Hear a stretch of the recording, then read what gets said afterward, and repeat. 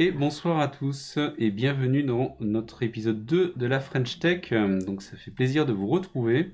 Et comme vous le voyez, ce soir on s'adapte puisqu'on enregistre début septembre et on est en plein dans les nouvelles règles avec le port des masques obligatoire. Donc on se conforme aux directives. Donc ce soir j'ai le plaisir d'accueillir avec Christophe. Salut. La société Dronisos qui vient nous présenter ses créations. Et donc, je vais vous laisser vous présenter. Laurent, si tu veux commencer. Oui, bien sûr. Alors, bonsoir à tous. Donc, je suis Laurent, je suis le CEO de Dronisos. On va vous faire découvrir, nous, comment on utilise la technologie au service de l'artistique. Voilà, on a grandi et on se développe depuis Bordeaux. Bonjour, Jean-Dominique. Je suis le directeur technique de Dronisos et le cofondateur. Alors, merci à tous les deux d'avoir accepté de venir. Donc, le but pour nous, c'est de vous présenter un petit peu à ceux qui nous suivent, ce que vous êtes en capacité de faire. Moi, j'avoue que vous m'avez bluffé avec ce que vous proposez.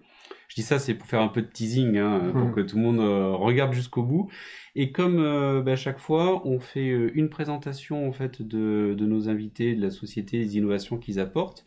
Et ensuite, on fera quelques petites news sur l'actualité des startups et de l'innovation pour terminer l'émission. Au niveau de l'interaction, n'hésitez pas à interagir avec nous en live, nous poser vos questions. Et pour ceux qui sont en replay sur YouTube, à laisser vos questions dans les commentaires, puisque on viendra y répondre par la suite.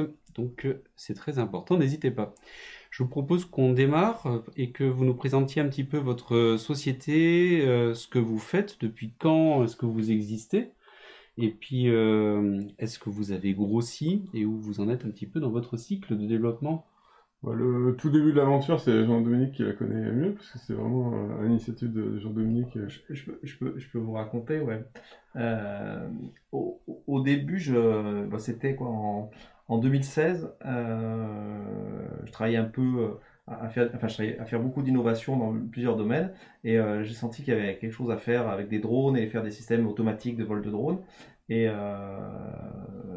en fait, j'ai réussi à embringuer la société de Parrot.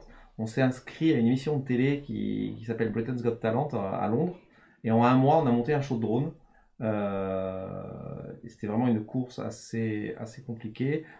J'y connaissais rien à Londres. On a embauché un chorégraphe, on a embauché 2 danseurs, dont une fille du Cirque du Soleil. Et on a été, un mois après, on était sur un plateau de télé à faire un show de drone. Et c'était un test comme ça, on a fait ça comme ça, et on s'est rendu compte le lendemain qu'il y avait beaucoup de demandes, et on s'est dit voilà, bon, ça vaut le coup d'essayer peut-être d'en faire un business, et voilà. Et c'était le début de l'aventure, et l'étude de marché, c'était vraiment une émission de télé en Angleterre.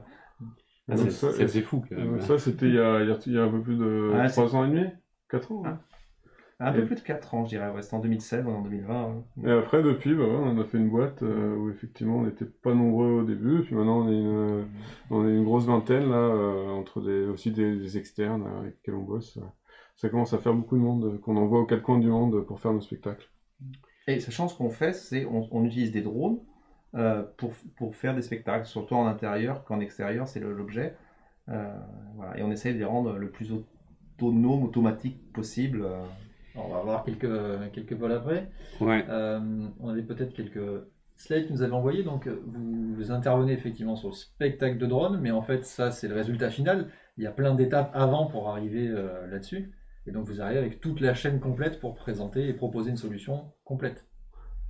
Donc, ouais, effectivement. Alors, idéalement, c'est de voir les images. Donc, vraiment, il faut s'imaginer que c'est des centaines de drones lumineux qui dessinent des figures dans le ciel, des messages. Et donc, chaque drone, derrière chaque drone, il y a un seul télépilote. Donc, comment ça fonctionne schématiquement, et on pourra rentrer dans les détails techniques, mais c'est vraiment comme un orchestre, où d'abord, il faut pour chaque drone leur écrire leur partition. Donc, seconde après seconde, le drone sait précisément ce qu'il a à faire, à la fois en termes de trajectoire, et puis en termes aussi de lumière et d'éclairage. Et il faut forcément qu'il y ait aussi dans tout orchestre un maître d'orchestre. Donc il faut que les centaines de drones, donc aujourd'hui on fait des tests jusqu'à 1000 drones simultanément. Donc il faut qu'on puisse avoir un seul télépilote qui ait la vue sur l'ensemble de la flotte. Donc il y a un gros enjeu sur cette interface sol, selon les termes de la DGAC, donc les termes de l'aviation. Et enfin, chacun des drones aussi, donc finalement chacun drone est soliste. Et là, chacun des drones a sa logique embarquée. Et donc, on est parti de drones grand public, qui sont des drones qui volent très très bien de chez Parrot. Et on y a rajouté de quoi rendre ces drones des drones de spectacle. Alors ça, c'est déjà modifié. Ouais. Ça, c'est un drone, c'est un Mambo, ça c'est un Bebop. Voilà, ça c'est la version Ça, c'est d'origine. la version que vous pouvez acheter à la Fnac. Ça, c'est pour l'extérieur, celui-là? Celui-là, c'est Oui. principalement pour l'extérieur. Mais il fonctionne en intérieur aussi. D'accord. Et dedans, ce qu'on va lui rajouter, on va le muscler, donc on va lui rajouter un processeur, on va lui rajouter des capteurs éventuellement de positionnement, donc on utilise de l'ultra wideband, donc c'est des systèmes de positionnement. On va lui améliorer son GPS, c'est-à-dire par défaut, un drone comme ça, c'est un GPS assez banal. On va lui mettre un GPS haut de gamme RTK. Voilà, donc et on rajoute aussi un système de radio supplémentaire qui va permettre d'avoir des backups radio, parce que ces drones ils sont vendus avec un système Wi-Fi. Et on va rajouter une radio à nous. Voilà. Plus, grâce au processeur, on va être capable d'embarquer, c'est prétentieux de dire de l'intelligence, mais c'est plutôt de l'autonomie, c'est-à-dire que notre hantise, qu'on gère tous les jours, c'est le fait que les drones perdent le contact. Et à partir de là, au niveau sécurité, c'est pas ce qui est demandé, c'est-à-dire qu'on doit toujours avoir le contact au drone. Mais dans ce cas, donc il y a 2 radios, donc ça donne deux fois plus de chances de communiquer avec le drone. Mais dans le pire des cas, le drone doit prendre des décisions. S'il est complètement coupé, il y a des gens qui ont des brouilleurs. Et si le drone est coupé de sa base, donc du sol, le drone a tout un ensemble, toute une stratégie pour revenir ou éventuellement se poser. Ou éventuellement même tomber en fonction des conditions. Et ça, c'est tout un savoir-faire qu'on a embarqué dans le drone, et ça devient... C'est la couche logicielle qui nous permet de garantir la sécurité. C'est-à-dire, dans le pire des cas, les drones n'atterrissent jamais dans le public et ne touchent jamais un spectateur. Donc ils sont en quelque sorte un peu autonomes, ces drones, en cas de coupure, et ils ont des capteurs, et ils utilisent leurs capteurs pour arriver à se repérer et faire en sorte de trouver une position safe où se poser. Et il n'y a pas que ça, c'est qu'ils doivent être capables, dans le meilleur des cas, de rentrer. Mais ils doivent être aussi capables d'éviter leurs petits amis, parce que quand vous êtes dans le ciel et qu'il y a 1000 drones, si vous en êtes par exemple, il y en a une vingtaine qui décident de rentrer pour un problème de radio, parce que si jamais les conditions sont pas nominales, on prend aucun risque. Il faut que ces drones-là arrivent à rentrer sans heure. D'accord. Alors on va rentrer plus dans la technique. Je propose de regarder quelques petites vidéos pour démontrer un petit peu votre savoir-faire, le résultat final qu'on a déjà. Et le premier qu'on a. Ça, c'est une bande-annonce, donc ça montre à la fois les activités et les spectacles intérieurs et extérieurs, avec une zone de vol près de Bordeaux qui nous permet de tester nos spectacles et tester notre techno. Pour répondre à la question, généralement, quand on vole à 150 mètres de haut, on a à peu près 100 mètres de distance entre le public et les drones. Ouais, ok, en termes d'espacement. Et donc, on nous demandait aussi au niveau de votre activité si vous étiez sur du soft ou sur du hardware. Moi, j'ai l'impression que vous êtes sur les deux, et dans les échanges qu'on a pu avoir. Nous, vraiment, sur le hardware, on s'est beaucoup appuyé sur du hardware existant et éprouvé, validé que sont les drones Parrot. Après, on a des ingénieurs hardware dans nos équipes pour rajouter malgré tout la couche hardware qui transforme un drone standard en drone de spectacle. Mais on est quand même, et le gros de la troupe de l'équipe R&D, ça reste des sauveteux et des mecs qui font du logiciel. On n'a surtout pas voulu réinventer un drone, parce qu'on considère qu'il y a des super drones qui volent. Notamment, on adore la marque Parrot. Je ne fais pas de pub, hein. Ils ne nous payent pas pour ça. Et même, on s'appuie sur des drones qui sont de bonne qualité, qui sont vraiment éprouvés, qui ont des centaines ou des milliers d'heures de vol. Et par contre, on va rajouter ce qui manque pour en faire un drone de spectacle. Donc, c'est ce que je vous disais, des radios, un processeur, etc. Et on en fait, et je pense qu'on a du coup les meilleurs drones de spectacle possibles. Du coup, c'est vraiment un rajout sur le drone. Ouais. C'est du tuning. On fait du tuning comme les voitures. On fait des rajouts des néons, des PCB, enfin des PCB pour rajouter des lumières, pour rajouter des couches de sécurité. Ouais. D'accord, très bien. On avait une autre vidéo du coup, Ouais. qui était un record que vous aviez battu. Ah, c'était en juin, à Turin. C'était en C'est sortie de confinement, un peu comme un pied de nez, on est resté à l'intérieur pour battre le record du plus de drones simultanément dans une salle, en autonomie, donc 200 drones. Ah, c'est le 200 record du monde. En salle, Record ouais. du monde, 200 drones, donc dans le monument qui incarne Turin, qui est le dôme. Comment vous préparez ce genre d'événement comme ça? Alors, il y a un truc, c'est que ce truc-là, on l'a fait en vidéoconférence. C'est-à-dire que là, vous voyez, la chorégraphe, c'est Sylvia Gribaudi, je crois. Je vais pas écorcher son nom de famille. Et on a travaillé avec, nous, on avait un chorégraphe à Londres, elle était à Turin, nos équipes étaient à Bordeaux, et on a travaillé, c'était vidéoconférence, répétition. Donc on a des modèles numériques, tous les shows sont modélisés en 3D.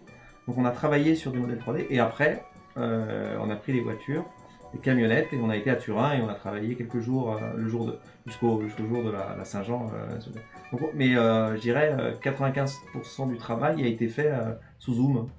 Ah, d'accord, Ah, effectivement. Connexion à distance. Et après, on a aussi répété donc, vraiment les vols en eux-mêmes. On les a répétés même grandeur nature ici à Bordeaux, On était à Aérocampus. à Eurocampus, pour, Ok. pour se remettre dans exactement les mêmes conditions. Ce qui nous a permis, une fois sur place, voilà, de déployer nos technos sereinement. Combien de temps de préparation comme ça pour un spectacle? Vous avez parlé des différentes étapes avant, après il y a le Zoom dans ce cas-là, mais combien ça représente de temps globalement avant d'arriver à ce résultat-là? Ça dépend, C'est c'est le temps du client, le client. le temps qu'on a, et justement on doit adapter nos outils, notre techno pour s'adapter au temps qu'on a. Et si on en a réussi à en transformer cette idée, ce projet de drone show en business, c'est parce qu'on est maintenant très réactif et on est capable, donc en fonction du client, de monter des spectacles en une semaine comme en 3 mois. Celui-ci, plus particulièrement, on s'y était pris 3 semaines à l'avance. Ah, effectivement, ça paraît court au vu de la performance en tout cas. Ça paraît court, et c'est aussi là-dessus qu'on a le plus progressé ces dernières années, sur vraiment les temps de préparation, ce qui nous permet aujourd'hui, en rythme de croisière, de faire plusieurs spectacles par mois, à différents endroits du globe. Mais la préparation qui prend du temps, ça va être quoi? Ça va être le plan de vol des drones globalement? Ça va être l'adaptation à l'environnement? Ça va être... Là, comme c'est le record du monde, on a dû développer des technos pour pas avoir de saturation, notamment au niveau du réseau, etc. Donc il y avait un peu d'adaptation R&D, puis après il y avait la création de la chorégraphie. Et puis il y avait aussi à respecter les contraintes, comme on était plusieurs parties prenantes entre notre chorégraphe, les ingénieurs, les gens en Italie. Il y avait aussi des discussions artistiques, des choix. Par exemple, la ville de Turin avait très peur qu'on mette parce qu'elle connaissait pas notre système, qu'on mette des danseurs au milieu des drones. Donc c'était un spectacle. d'accord. Donc, quelque part, on a fait des essais, on leur a dit, écoutez, vous voyez, ils peuvent s'approcher, c'est pas dangereux. Si les règles essentielles de sécurité c'est-à-dire se protéger les yeux, par exemple, c'est des drones qui faut faire attention à ses yeux, mais le reste, ça coupera jamais. C'est des drones qui couperont jamais un doigt. C'est-à-dire, à la base, c'est des drones qui ont été vendus à des adolescents. Voilà. Donc on a eu des itérations artistiques parce qu'on se connaissait pas encore bien et que les danseurs avaient peur de nos drones. Et après, ça s'est très bien passé. Après, c'est aussi des craintes parce que vous êtes sur un marché qui est en train d'éclore et que on ne connaît pas encore bien Ouais, en fait les limites. clairement, Et ça peut faire ouais. peur en fait. Non, clairement, il y a une éducation du marché à la fois au niveau commercial. Il faut leur expliquer aussi la complexité, la techno et pourquoi effectivement on vend ça quand même cher. Et après, pour monter les projets, éduquer les créatifs sur ce qu'on est capable de faire et en même temps écouter les créatifs sur ce qu'ils voudraient faire pour nous tirer vers le haut. Et aussi voilà, expliquer l'environnement et comment l'environnement peut impacter les vols, etc. Donc c'est vrai qu'il y a beaucoup de pédagogie. On a monté des gros projets dans des parcs d'attractions, notamment en France, et il y a un temps d'apprentissage du client sur la techno. Ok. Du coup, quels sont justement vos clients? C'est-à-dire que qui c'est qui vous contacte? Comment est-ce que c'est vous qui démarchez? Est-ce que ça part sur bouche à oreille? Nous, là, on a l'immense avantage, c'était d'être globalement très contacté, et aux 4 coins du monde, donc même si on est basé à Bordeaux, on a 80% de notre chiffre d'affaires qui est à l'international. Les principaux clients, il y a 2 segments, il y a les parcs d'attractions, où là on installe notre technologie et elle tourne plusieurs fois par jour, même jusqu'à 10 fois par jour, dans les mains d'opérateurs qui sont pas les nôtres. Et voilà. Et le deuxième segment, c'est pour de l'événementiel. Donc c'est des agences événementielles, des comités d'organisation. On a fait plusieurs cérémonies d'ouverture au Koweït, en Malaisie, etc. Donc c'est des gens du monde de l'événementiel. On a beaucoup de clients qui veulent pas qu'on les cite, paradoxalement. Ah ouais. Notamment des parcs d'attraction, chez qui on est, on vole. D'accord. Donc, on n'ira pas chercher à ce moment-là pour pas vous mettre mal à l'aise, mais effectivement, donc ça montre vraiment que c'est quelque chose qui émerge, qui est pas encore forcément connu totalement, et sur lequel vous avez un segment qui se développe, et donc forcément quelques réticences et donc un peu d'évangélisation à faire pour que ça puisse fonctionner.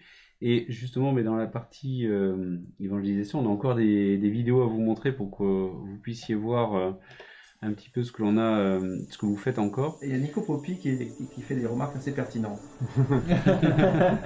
Il y a une chance sur 2. Donc ça, la vidéo, elle est assez sympa parce qu'en plus c'est un client à nous qui l'a faite, donc c'est Lancôme, et plus précisément en fait c'est pour un Lancôme en Chine.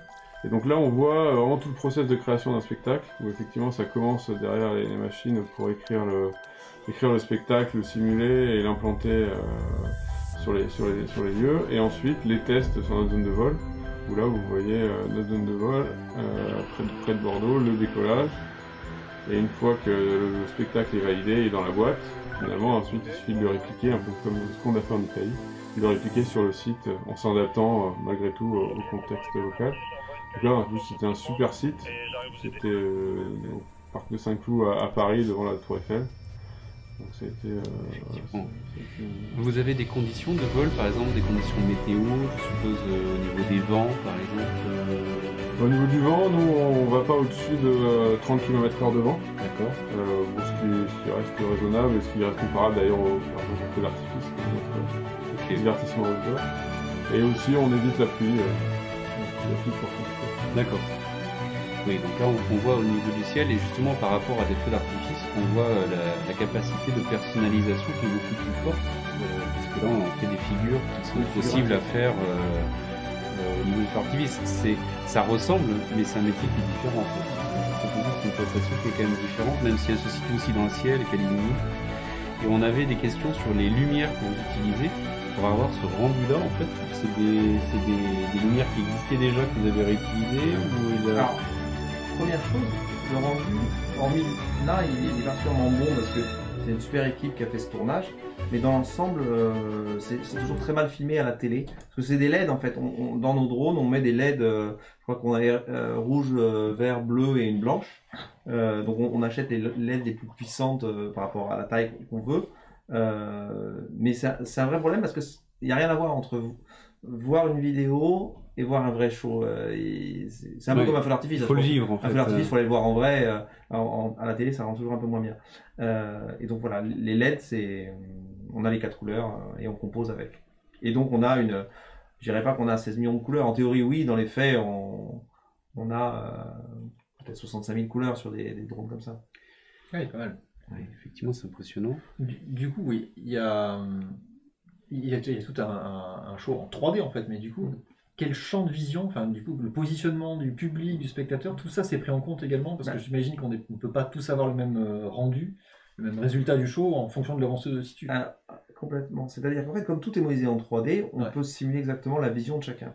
Et on fait d'ailleurs, on est les seuls à faire ça, on fait de la 3D simulée. On a des vidéos où on calcule la 3D, donc les faces cachées, comme sur un écran, par rapport à un point de vue de spectateur. Ce qui veut dire que ça ne marche pas quand on est à 360, mais généralement on a des angles assez orientés à 180 ou à 90 degrés. On a un cône de vision et on fait la 3D et ça fait des effets très impressionnants. Je ne sais pas si vous avez, par exemple, la vidéo du spectacle qu'on a fait en Ukraine. On voit beaucoup, il y a un moment un globe et on voit les faces cachées. Le globe par rapport au point de vue, les faces arrière disparaissent. Donc c'est un effet technique mais qui rend très bien. Ah oui, c'est-à-dire que c'est quand les drones, alors on l'a pas là pour le vidéo, mais en fait quand les drones passent derrière, en fait, du coup ils s'éteignent. Du coup, on fait le rendu aussi par rapport à ça. Ah oui, parce qu'à la différence de la 3D sur un ordinateur, on peut pas remplir les facettes de noir. Oui, donc on est obligé d'éteindre on éteint les pixels plutôt que les... Exactement, ah oui. D'accord. Donc là, on a vu en fait sur ce que vous étiez capable de faire. Donc là, on a vu le record du monde, on a vu l'extérieur, Et on a vu donc vous opériez sur les bases de lancement côté Bordeaux, mais que vous étiez sur toute la France. Et vous disiez aussi dans le monde, et vous avez eu quand même quelque chose d'assez extraordinaire, c'est le fait de pouvoir passer dans le show de Jimmy Fallon. Ouais, alors ça c'est une super histoire. Euh, D'ailleurs, bah, Jimmy Fallon faisait une émission sur la techno. Ça c'est Marco Tempest. C'est quelqu'un qui est extraordinaire. À la base c'est un prof au MIT. C'est un cyber magicien entre guillemets, professeur au MIT, qui travaille pour la NASA et qui se sert de du kit qu'il nous a acheté pour démocratiser, évangéliser, notamment pour la NASA. Et il a été invité à cette émission de Jimmy Fallon et voilà, il démontre un peu ce que donnent des drones automatiques. Alors, vous voyez les petites mires d'ailleurs en dessous. Oui. Accessoirement, c'est un système qui n'utilise aucune radio. Les drones n'ont pas de radio, donc ils ne sont pas dangereux du tout. Et la preuve, Jimmy Fallon, qui est quand même une super star de la NBC, va être à 20 cm, sa tête va être à 20 cm, il n'y a vraiment aucun risque. Encore une fois, c'est des jouets faits par parents, donc Ouais. il y a plein de gamins qui les ont eu aussi chez eux. Et les drones, en fait, le petit truc, c'est qu'ils sont complètement préprogrammés. C'est-à-dire qu'ils se déroulent. Tout est Donc autonome. là, il fait semblant de faire Ouais. une interaction. On est d'accord, hein, c'est pas les Ouais. drones Non, qui non, détectent c'est- les C'est lui, mouvements, hein, c'est lui qui tout doit- est programmé. Et les drones, là, c'est un kit qui s'installe en 10 minutes. C'est vraiment magique, c'est-à-dire qu'en 10 minutes, il est prêt à fonctionner. Et les drones se géolocalisent en regardant le tapis. Hmm. Et tout est programmé, regardez. Enfin, alors, Il le là voit. c'est angoissant parce qu'il n'a pas fait de répète avec Jimmy Fallon. Allez, vas-y. Ouais. Faut Et il faut qu'il mette- respecter Et les il a un timings. timing en fait. Ouais, Il a un pour, timing euh, super précis. Et c'est de D'accord. son côté magicien où il a répété 25 fois ce genre de show. Il faut absolument que Jimmy Fallon soit au bon endroit. Et il lui dit bouge la main, etc. Parce qu'il a le. Voilà. Là, si Jimmy Fallon n'avait rien fait, bien sûr, Ouais. le drone n'aurait pas bougé. Aurait continué. Aurait bougé. Aurait bien fait. Voilà. D'accord. Oui, donc là c'est vraiment un spectacle. Là, il faut qu'il arrive à faire participer. Donc il n'y a pas de reconnaissance au niveau des drones. Par contre, ils se localisent, c'est ce qu'on voyait par rapport au tapis au sol Voilà. et les codes couleurs. C'est- Donc ils savent quand même se situer pour pouvoir rester spatialement là où ils ont prévu d'être positionnés. C'est un système qui est très très pratique parce que il est très rapidement. Ça marche très bien pour les émissions de télé comme Jimmy Fallon, où quand on a démarré Britain's Got Talent, on avait une demi-heure pour s'installer. Donc on peut pas mettre des émetteurs radio. Oui. Maintenant, quand on va dans un parc, on met des émetteurs radio, c'est complètement invisible. Mais quand vous avez une demi-heure ou une heure pour vous installer et que vous avez 25 drones à faire rouler, vous n'avez pas le temps d'équiper quoi que ce soit. Donc c'est vraiment très pratique et Là, le retour dans la valise est assez merveilleux quand même. Hein, C'est bluffant. avec l'extinction des drones au moment de tomber, enfin c'est extrêmement bien fait. Donc voilà, c'était un petit peu pour vous montrer le côté un peu spectacle, donc ce que vous proposez. Je ne sais pas sur ceux qui ont cliqué sur le lien Twitter ou qui ont lancé la vidéo, si vous vous attendiez à ça lorsqu'on parlait d'une société de drones, mais plutôt peut-être sur du repérage, des drones qui peuvent aller très haut ou autre. Donc on n'était pas sur la fabrication de drones, on est bien sur du hardware et du software. Et on voulait, puisqu'on est quand même nous très orienté technologie, revenir un petit peu sur la partie technologie avec vous Ah. pour pouvoir comprendre maintenant, donc dans la machine il y a quoi et vous utilisez quoi pour arriver à faire ces prouesses-là, aussi bien en extérieur qu'en intérieur, et vous vous basez sur quoi? On a beaucoup entendu parler de repérage 3D, de modèles 3D qui sont faits avant. Donc est-ce que vous pouvez nous détailler un petit peu le cœur du réacteur? Vous utilisez quoi pour pouvoir générer ces modèles 3D? alors il y a plusieurs briques en fait. Il y a plusieurs briques. Pour faire un vol, il faut un outil 3D qu'on a écrit de A à Z qui nous permet de préparer les chorégraphies, de les simuler. Deux, dans le drone, il faut un ou plusieurs logiciels de contrôle. Parce que, en l'occurrence, je vous disais, dans le drone, on a un processeur qu'on rajoute et on a aussi le processeur du drone. Et les deux communiquent entre eux et se supervisent mutuellement. Si jamais un des processeurs venait à planter, ce qui est une des hantises au niveau sécurité, l'autre l'appelle, n'a plus de nouvelles et va décider de prendre une mesure de sécurité. Donc, on a le code qui est dans le drone. Et après, on a le code dans le logiciel de supervision qui va lancer les décollages, vérifier pour un décollage. C'est un peu... faut rester modeste, mais c'est un peu le checklist de la NASA qu'on voit dans Apollo 13, c'est-à-dire qu'il y a 25 trucs à faire pour lancer un vol. Il faut que tous les drones aient un GPS de qualité avec des corrections RTK. Il faut que les magnétos, donc les compas, soient complètement calibrés. il faut que les drones soient... Voilà. On a toute une checklist et qui se déroule et qui fait qu'un vol, il faut une petite demi-heure pour lancer un vol de quelques centaines de drones. Et chaque étape, et donc ça c'est un logiciel qu'on appelle le DCC, Drone Control Center, qui va vérifier tout ça. Et c'est l'alliance de ces trois gros bouts de software qui vont nous permettre de faire un vol. Alors après, quand on zoome sur le drone en lui-même, le drone, lui, à la base, on a un drone validé par Parrot qui vole, donc on ne va pas gérer le... C'est quelque chose qui est bien fait par les gens qui ont fait le drone. Par contre, on va l'aider pour augmenter sa capacité de voler. Typiquement, si on veut être très technique, ça se passe au niveau d'un filtre qui s'appelle le filtre de Kalman, qui est un filtre qui va prendre toutes les entrées du drone. Alors, des entrées, on peut avoir par exemple une altitude, ça peut venir un drone. Donc, chaque capteur est généralement doublé ou triplé ou même quadruplé. Si on prend l'altitude. Par vous ou par le drone déjà? Parce qu'on met dans le drone et parce qu'il y avait déjà. Alors, l'altitude, c'est le cas où le drone il sait son altitude parce qu'il a un baromètre. Donc, un baromètre, ça vous donne une altitude à 50 cm. Quand il est en vol, il a une position avec le GPS. Le GPS, bon, ça lui donne quelques dizaines de centimètres la précision de l'altitude. Mais là aussi, il est capable d'avoir un petit sonar, quand il est à moins de 5 mètres du sol, qui tape dans le sol et qui lui donne son altitude. Et donc, il a ces trois mesures d'altitude, par exemple. Et il va falloir qu'il trouve dans laquelle il peut croire. Donc, il y a dans le fil de Kalman, c'est vraiment un bout de techno très connu des gens qui font de l'aéronautique, c'est de choisir en qui tu as confiance. Et le niveau de confiance baisse et monte en fonction des entrées. Et tout l'art, c'est d'arriver à comprendre ta position et ta direction. Faire les bons choix. Et un niveau de complexité supplémentaire, c'est qu'en plus, c'est pareil, les capteurs donnent des indications sur la vitesse, sur les accélérations. Donc en plus, il y a des liens entre ces trois dimensions. Entre plusieurs. Donc c'est toute la subtilité de choisir les bonnes données pour ensuite avoir une estimation de la position du drone. Et après, cette estimation, elle est comparée à la cible qui a été précalculée en 3D, et il sait ensuite... Il se recale pour se recale par rapport à ça. Alors, jusqu'à présent, à chaque fois, vous étiez toujours parti de quelque chose d'existant pour pas réinventer et apporter ensuite votre plus-value dessus. Dans ce que j'ai compris, au niveau du moteur 3D, on était sur de l'Unity.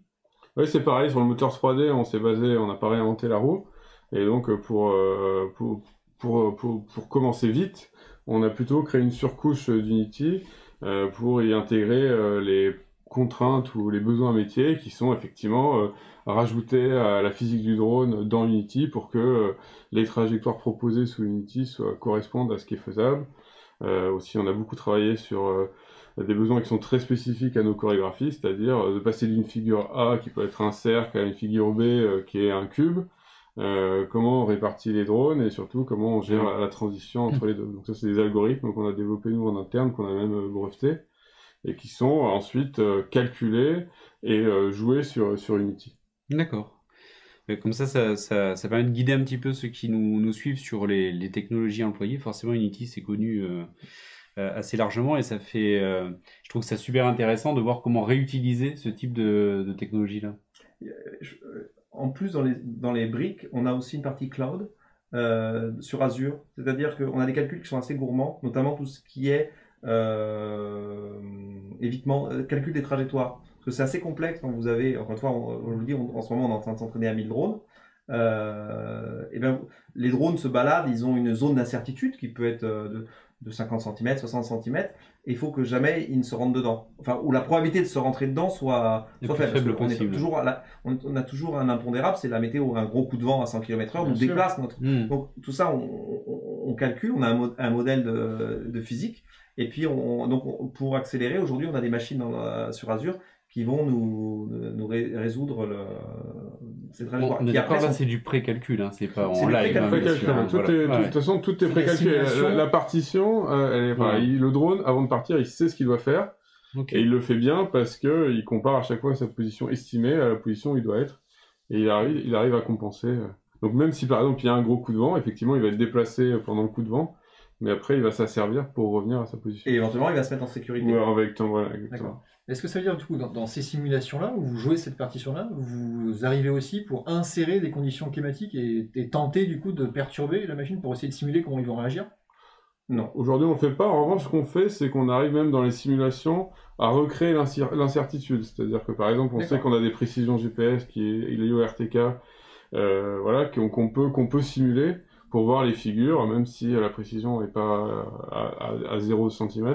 Qu'est-ce que ça donnerait? Donc ça permet de faire de la pédagogie, par exemple, vis-à-vis du client, on en parlait. Oui. Mais c'est une raison, en fait, il y a une raison pour ça, parce que on va pas tenter le coup de poker météo. C'est-à-dire qu'on prend des prévisions très précises à quelques jours et même le jour même, et parce qu'on est quand même lié en extérieur à des contraintes d'autorisation type la DGAC en France.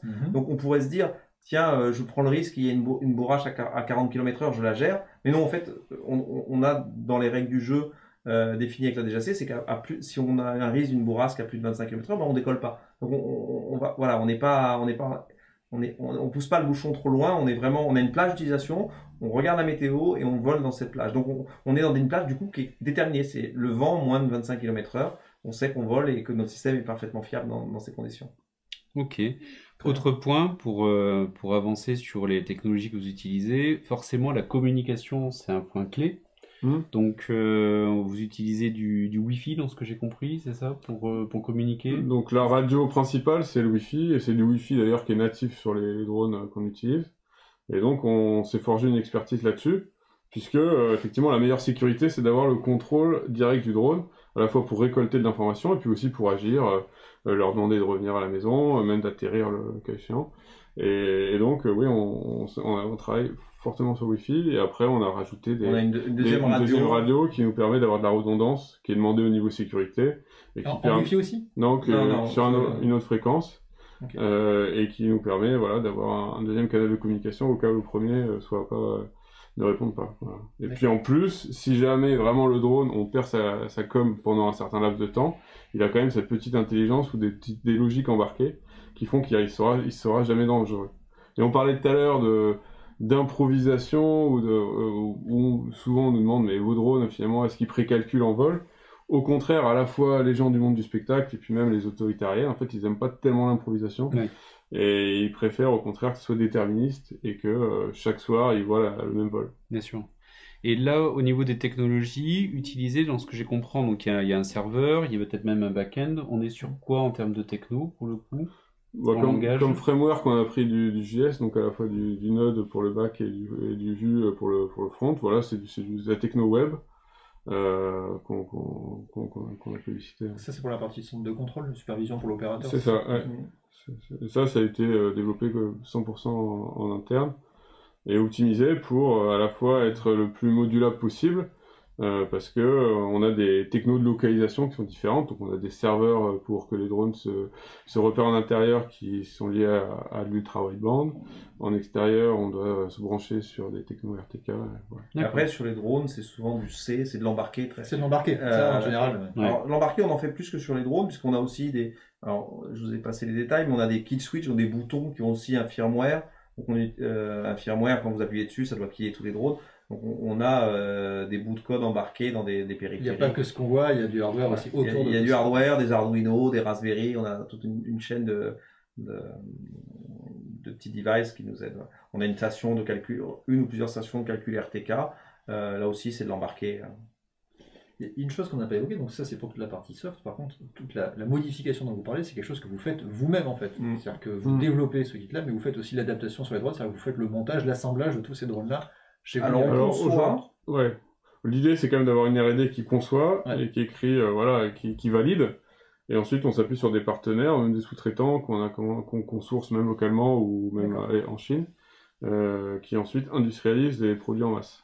Donc là, je vous montrais des petites images d'illustration en même temps sur donc le drone d'origine et le drone customisé en tout cas pour pouvoir intégrer un. Typiquement, là, il a un petit Arduino en dessous, une LED, un tag ultra wideband qu'on voit pas. Donc voilà, on le suréquipe. C'est-à-dire que le drone. Comme une voiture. Ouais, je pense que sur équipement. Ouais, je pense qu'à la base il vaut 30-20 euros chez la Fnac et puis on y rajoute au moins 100-120 euros de. Il est surclassé là. Donc tuning. J'ai la même chose donc sur le deuxième. Donc ça c'est le modèle on va dire original et le modèle retravaillé, tuné exactement. Ok, donc même principe là plutôt pour l'extérieur pour celui-là. Ok. Et donc, on en parlait tout à l'heure, c'était sur le développement de la société. Vous êtes combien de personnes aujourd'hui? On est 25 salariés. D'accord. Après, on s'appuie beaucoup et l'idée, c'est de gérer les pics d'activité, vu qu'on est en événementiel. Et parce que notre outil, notre système, il est simple d'utilisation, hein, notamment on a parlé de la checklist pré-flight, et ben on s'appuie pour opérer des spectacles aux quatre coins du monde sur de plus en plus des externes, des intermittents du spectacle qu'on forme, et qui nous permettent voilà, de répondre à la demande au fil de l'eau. On s'appuie même à notre outil de chorégraphie là, dont on a parlé, qui est basé sur Unity. Pareil, on a formé des externes, donc des infographistes de 3D, qui peuvent l'utiliser et qui peuvent donc nous aider, nous épauler pour produire des chorégraphies quand il y a justement des clients qui sont très impatients de voir nos créations. Et donc là, à 25, vous êtes stabilisé ou vous continuez à grossir et vous recrutez? Nous, on continue à grossir, enfin on est vraiment une boîte en développement et il y a le chiffre d'affaires qui suit. On a toujours besoin de talents, on a une équipe à la fois dev et puis même opérationnelle qui est super talentueuse. Donc on se crée un pool de talents et des talents assez divers même sur la tech, hein, puisqu'il y a il y a du hardware, il y a du bas niveau, il y a de l'embarqué, il y a de la 3D. Donc nous, on cherche des profils continuellement, des profils d'ingé en particulier. Ouais. D'accord. Et la suite du coup de l'évolution de la société, ça va de quoi? Vers plus de spectacles, vers plus de techno, diversification, je sais pas. Alors, on est en train d'essayer de construire un leader, donc on essaie de faire ça en Aquitaine, ça a des avantages, des inconvénients. Un leader mondial, donc sur certains domaines, certains critères, par exemple en intérieur, on est clairement le leader des spectacles intérieurs. En extérieur, il y a des gens qui font plus de drones et peut-être un peu plus jolis que nous dans certains cas. Mais on rattrape voilà. Et donc, on a au Covid près, parce qu'il y a quand même quelques inconnus, il y a pas mal de projets qui sont gelés avec le Covid, mais notre but c'est de grossir énormément en nombre de shows et aussi avec des réseaux de distribution. C'est-à-dire l'idée c'est de fournir alors il y a déjà des gens, notamment on a vu Marco Tempest avec Dimetron, lui il a un kit et il travaille avec notre système. On a déjà plusieurs systèmes qui sont dans des parcs d'attraction. Alors, je peux citer Vulcania à Clermont-Ferrand qui utilise notre système plusieurs fois. Encore aujourd'hui, ça a fonctionné. Hein. Et du coup, ils ont leur kit, ils sont formés, ils ont le matériel, et ils sont fournisseurs. Donc on a une scalabilité qui va être parce que les gens ont du système sans nous. Et puis le fait qu'on va prendre de plus en plus de parts de marché, c'est dans notre feuille de route. On va voir si on y arrive, mais c'est l'idée en tout cas. Et après, il y a une dimension aussi sur des spectacles de plus en plus beaux. En fait, l'idée, c'est vraiment, ce qu'il faut retenir, c'est qu'on a créé un écran, donc un moyen d'afficher, d'afficher des choses et de transmettre des histoires. Et donc, nous, on veut aussi miser beaucoup sur l'artistique et utiliser ce nouvel écran qui est le ciel pour faire vibrer les gens en s'appuyant sur des artistes qu'on veut de plus en plus nombreux capables de créer nos spectacles. Pour l'artistique, donc c'est vraiment ce sur quoi on mise énormément. Maintenant qu'on a un outil technologique, maintenant on sert. C'est comme si on avait une télé, maintenant il faut qu'on fasse des films. On avait quelque chose de prévu qui a été complètement arrêté, gelé à cause du Covid. C'est une résidence d'artistes. On accueille des artistes et on va le reprogrammer en espérant que le Covid aura disparu pour mai prochain. Donc l'idée c'est qu'on héberge des gens chez nous qui travaillent avec nos ingénieurs et on produit des spectacles ensemble et on les... Voilà. D'accord. Comme là, on a vu des chorégraphes qui intervenaient, par exemple, à Turin, sur les vidéos. Ouais, c'est ça. D'accord. Donc ça, on va republier le site web prochainement, je pense, d'ici Noël, et on va faire des appels à candidature pour des gens qui ont envie de venir créer avec nous des spectacles soit en intérieur, soit en extérieur. Donc ça, on recherche aussi des gens qui ont envie de défricher ces nouvelles possibilités. Très bien. Ok. Est-ce que tu as noté quelques questions qu'on n'aurait pas abordées? On les a globalement passées, les questions. Ouais. On a des questions classiques qui vont revenir sur l'autonomie et sur les batteries, par exemple. C'est-à-dire que les batteries, j'imagine, sont celles d'origine que vous embarquez dessus. On a les batteries d'origine, on a aussi sourcé d'autres fournisseurs de batteries, notamment sur les petits drones que vous avez vus. On a trouvé des batteries qui étaient plus puissantes, qui nous a permis de gagner en autonomie. Ouais.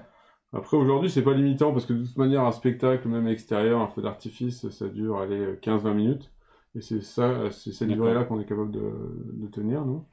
Donc on pourrait aussi travailler, c'est un des champs, envoyer plusieurs vagues de drones pour faire durer les spectacles. Longtemps. Voilà, 20-30 minutes, si la narration, 1 heure, si vraiment on veut on a déjà fait dans des spectacles en Inde, on avait des drones tout le long Oui, parce qu'à partir du moment où vous les éteignez, ils peuvent se poser sans qu'on les voit. Voilà, ils peuvent exactement. revenir à la On peut C'est créer ça. on peut créer des remplaçants pour la deuxième, troisième, quatrième mi-temps. quatrième vague. Très bien. Ok, eh bien, écoutez, donc maintenant, si on souhaite vous retrouver, ça va être donc sur votre site internet qui est dronisos.com. On peut également vous contacter dessus si vous avez des questions à poser, si vous êtes intéressé pour rejoindre l'aventure avec Avec vous. plaisir, n'hésitez surtout pas. Donc il y a des formulaires en ligne pour ça. Eh bien, écoutez, merci beaucoup pour cette présentation. J'espère que ça a intéressé tout le monde. Et je vous propose de passer aux news du mois. En bref, donc, première news. Première news. Ah, on a parlé d'intelligence, de drones autonomes, on a parlé de cerveau et de cerveau connecté, puisque notre ami Elon Musk, qui n'arrête pas de pousser des innovations, lui aussi a révélé effectivement son interface de connexion cerveau-ordinateur, qui s'appelle Neuralink. Voilà, donc il a fait une conférence là-dessus, on l'attendait depuis longtemps, il avait teasé sur cette techno, il a révélé dans le détail. Donc c'est effectivement un capteur, comme ça, donc il vient se positionner dans le cerveau, donc c'est un implant C'est ça. qui est en plus, qui est du coup alimenté par une batterie qui se recharge, évidemment, par induction, et qui du coup vient se plugger sur directement vos neurones. Donc il y a toute une présentation très détaillée qui globalement va vous permettre de récupérer les informations de votre cerveau, aussi de l'injecter des données. Ça, il a fait quelques démonstrations là-dessus. Il n'y a pas eu de détails supplémentaires sur les prix ou tout ça. C'est au moins pour démontrer qu'ils sont en capacité de faire fonctionner cette Ouais. techno-là. Et le principe, comment ça fonctionnera. Et que Voilà. ça a évolué parce que là, on voyait avant, en fait, sur l'image de gauche, il y avait des fils qui étaient très longs et qui partaient dans plusieurs zones. Et là, ils ont réussi à tout réduire sur cette petite pastille avec quelques filaments qui dépassent. Et c'est quand même assez prodigieux en termes de miniaturisation. Et donc ça, c'est les terrains d'application qu'il a pu Voilà. commencer à aborder. Donc l'approche évidemment pour cette techno-là, c'est d'aller chercher tous les traitements des maladies liées aux problèmes du cerveau.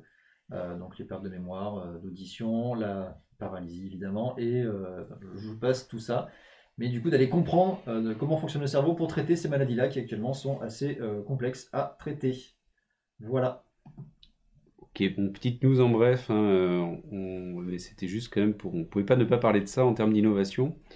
Autre point d'innovation, là cette fois-ci, c'est sur une start-up et qui est donc une fintech française qui est Mooncard et qui travaille maintenant avec des ministères et c'est quand même assez fort en termes de coûts puisqu'ils ont réussi à conquérir le secteur public et donc après avoir eu une croissance dans le secteur privé. Et ils vont venir faire un travail de digitalisation des dépenses et des frais professionnels. Donc c'est l'administration qui souhaite travailler là-dessus et permettre d'éviter de traiter plus de 3 millions de notes de frais qui sont liées au carburant, par exemple, juste pour cet exemple-là, chaque année et qui font perdre donc du temps à différents services. Donc c'est plus de 150 000 agents et l'ensemble des ministères du gouvernement français qui sont donc concernés par ce changement-là. Et c'est une fintech qui remporte ce marché. Et je voulais quand même le mettre en avant parce qu'on s'attendrait plutôt à trouver des gros groupes sur ce type de domaine-là, donc des grosses banques, des grosses structures. Et c'est une fintech qui a été sélectionnée, donc félicitations à eux pour ce type de marché. Et ça envoie des signaux positifs. Les notes de frais, ouais, mais là ça m'étonne pas. Les notes de frais, c'est souvent les nouvelles structures comme ça qui vont avec des propositions innovantes qui fonctionnent très bien parce que c'est vraiment un cas d'usage utilisateur qui est vraiment très dépendant. Et donc, c'est ça. On est loin des gestions comptables. On enchaîne du coup un autre projet français, bordelais même, dont on a déjà parlé par ailleurs, mais qui du coup a atteint son objectif de financement participatif sur Kickstarter. C'est nos amis de Funky Project. Alors Funky Project, c'est quoi? C'est ce projet-là, donc c'est un porte-clés qui embarque une mini console de jeu rétro, du coup, qui va vous permettre de jouer à l'ensemble de vos consoles historiques de l'époque. Je ne fais pas tout listing, mais la plupart de celles que vous avez connues étant jeunes, en tout cas celles que j'ai connues étant jeunes, sont disponibles dessus. Ça fonctionne très très bien. On les a reçues dans une autre émission, on vous mettra le lien. Ils ont atteint leur objectif de financement. Et eux aussi, ils ont travaillé sur le hardware de zéro et sur le software et sur l'intégration. Ils sont extrêmement forts là-dessus. Il y a un vrai savoir-faire derrière et des vrais passionnés. Et voilà, donc le financement est atteint. Le projet du coup est lancé, les productions sont lancées, ils étaient déjà très en avance pour une livraison pour les premiers batchs d'ici la fin de l'année. Voilà. Et du coup, dans la foulée, ils ont relancé également une autre campagne sur, je crois que c'était Indiegogo en parallèle, histoire de faire une deuxième vague, puisqu'ils ont vraiment cartonné.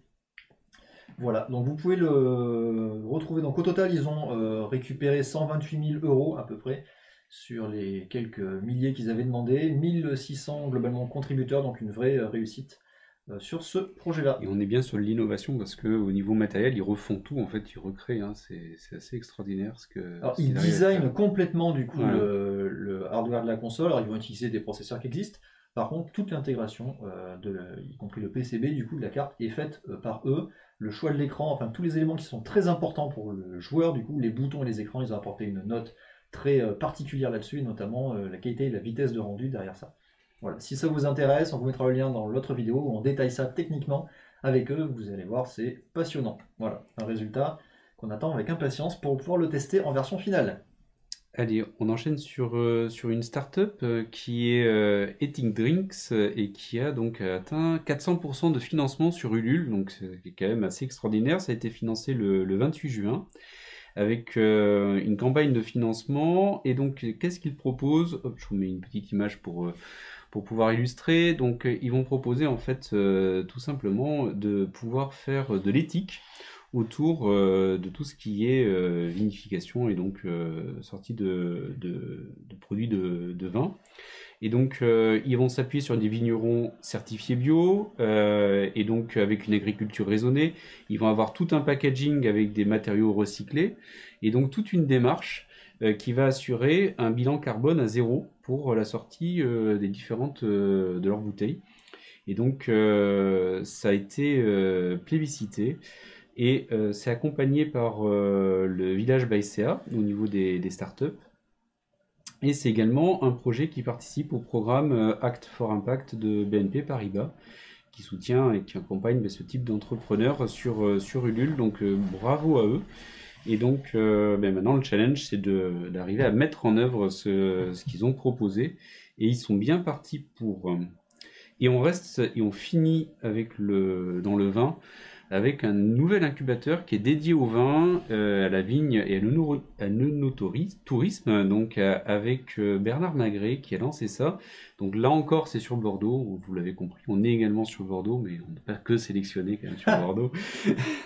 Donc c'est le propriétaire donc bordelais, donc Bernard Magret, qui a lancé cet incubateur de start-up. Et le but, c'est de proposer un programme d'accompagnement de 6 à 24 mois. Il y aurait, pour ceux qui seront retenus, même des séances de coaching avec Bernard Magret et la possibilité d'avoir des partenariats avec des organismes innovants comme la Wintech.